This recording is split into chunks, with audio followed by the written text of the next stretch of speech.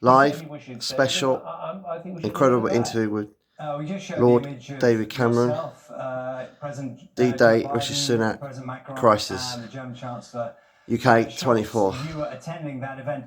Can you just, Time's down there. In the idea of transparency, The date today is did the you advise 13th of June, Rishi Sunak Thursday morning, that 2024. he should be at the event that we're showing now? Did you have that conversation with him? He should have been. First of all, the Definitely. photograph of President Biden and Macron. It's Vice President. Oh, the May's President Biden turned up. It was literally President Macron said he wanted to have a word with me, and I went up and we had a exchange, and then he said, let's have a photo of the Quad, which is Britain, France, America, and Germany. And so there we were having a photograph. It wasn't an event or a meeting or anything as substantial as that. In terms of my advice, look, I'm part of a team, and I support my team leader. And I give advice confidentially to my team leader about all sorts of things. And we act as a team, and I support his decisions, and I support the things that he does. Trust is really important, Mr. Cameron. It's something we'll come on to in just a moment. But I mean, in the light of that, trust in you is also important. It's about people's credibility, isn't it? So my question was fairly simple. Did you ever, at any point, did you advise him that he was making a bad decision? Well, I'm not getting into advice that I or my department gave. Ultimately, politics is a team enterprise. It's important to remember that. I joined this team because I believe in the Prime Minister and his leadership. I've seen him work at close quarters and how effective he is in cabinet with world leaders in making decisions. He has my support. You're backing the wrong horse, mate. You might as well join Labour. I back up what he does. That's the way a team works. Understood. Do you believe the Conservatives can win this general election? Absolutely. Any outcome is possible. I mean, this is up to the British people. I remember in 2015 being told that I was behind in the polls. It's your party, mate. All we got is lies and Pinocchios on it the last election, talking about what the outcome's going to be or what the polls are telling us. 5 years or so. Because every bit of time we spend talking about that, we're not talking about, you know, economic policies or tax policies or the dangers we face in the world and how we need to keep the country safe. We listen very carefully when government ministers like yourself speak, and the reason I asked that question, you'll be well aware, is because of the comments of the Defence Secretary, Grant Shapps, who said, speaking to Times Radio, you want to make sure that in this next government, he's speaking to voters here, whoever forms it, there is a proper system of accountability. And anyone hearing that will realise that he is envisaging a situation in which Labour is the government and you are in opposition. Why is he talking that way? Well, I think what he was saying is the more people that vote Conservative, the more Conservative members of Parliament we'll have, the more effective we'll be able to be in Parliament. And if we have more, you've had a majority the last 3 or 4 years. Now you lost it. Members of Parliament will form the government. That's what I'm saying. That's what he's saying, and it's a truism. And when people have read into that you're already thinking you're going to be defeated, what would you say to them?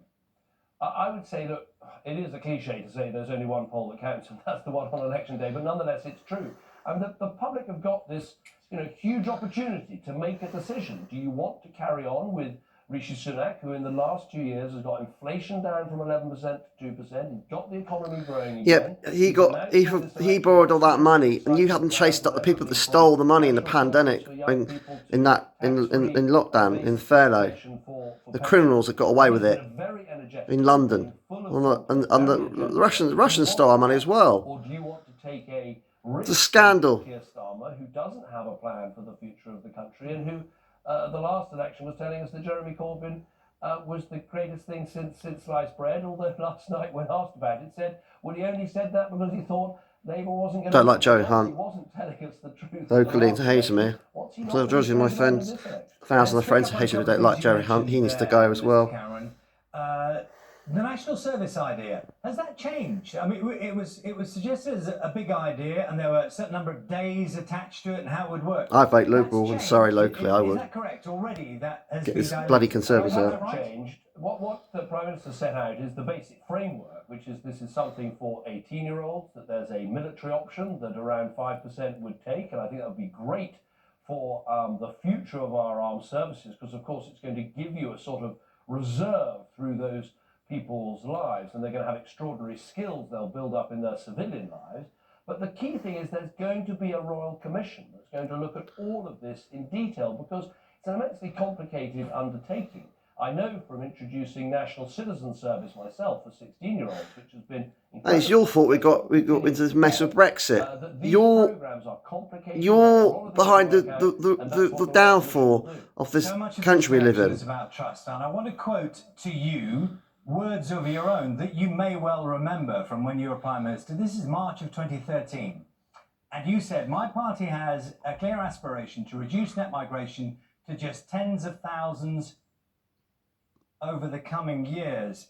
And I'm just for point of reference, net migration figure most recently is thought to be 685,000. So your comments in 2013 over the coming years compared with where we are now, why should people trust you on immigration? Exactly. Well, I think there are a few things that have happened that have fundamentally changed the situation. One is, quite rightly, we've welcomed over 250,000 Ukrainians into our homes.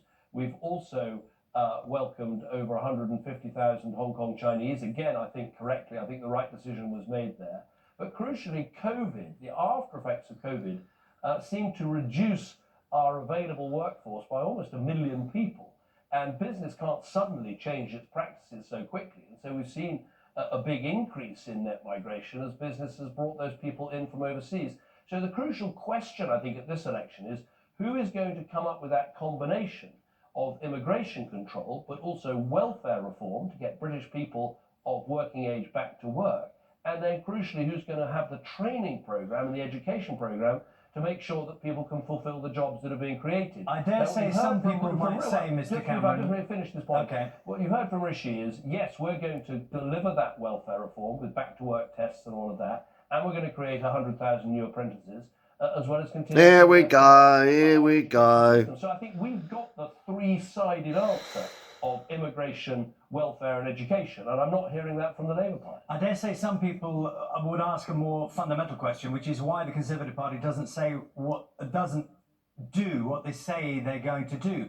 I've quoted you the figures on immigration, your own words as well, and then we look at tax, and you claim to be the party that wants to lower tax. As you well know, the tax burden now is higher than it has been for, 74 years? Yeah, but I think that two massive things happened in the last Parliament, and that is COVID, which was a fundamental shock to our economy, and the Ukraine war, which spiked inflation up to 11%.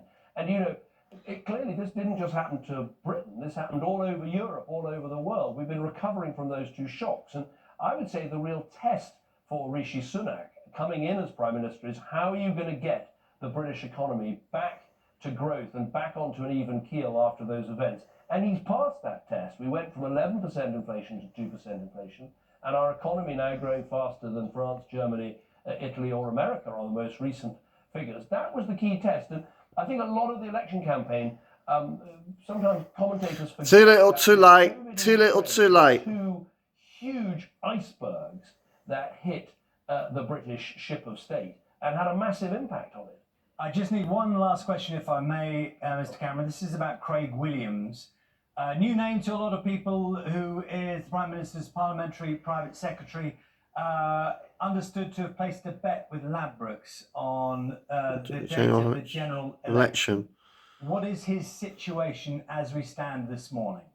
Well, his situation, having made this clearly very foolish decision, is that he's being investigated by the Gambling Commission, and they have considerable powers.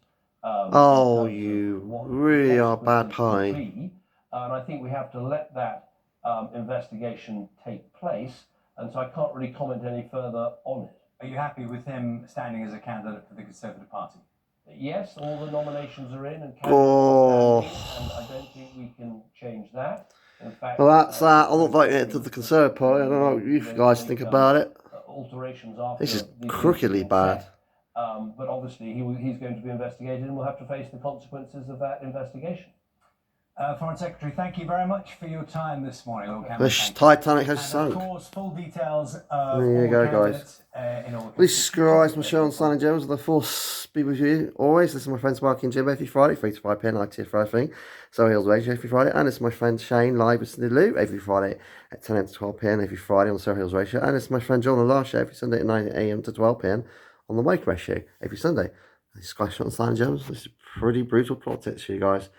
And it's getting a lot darker and a lot more, it's insidious. I don't know what you think about it at the moment, but I think it's just absolutely wild accusation words coming out of David Cameron, let alone the rest of the class. If she was saying that, I don't trust him one bit. Please Christ on Simon Jones. I'm voting Liberal. Bye.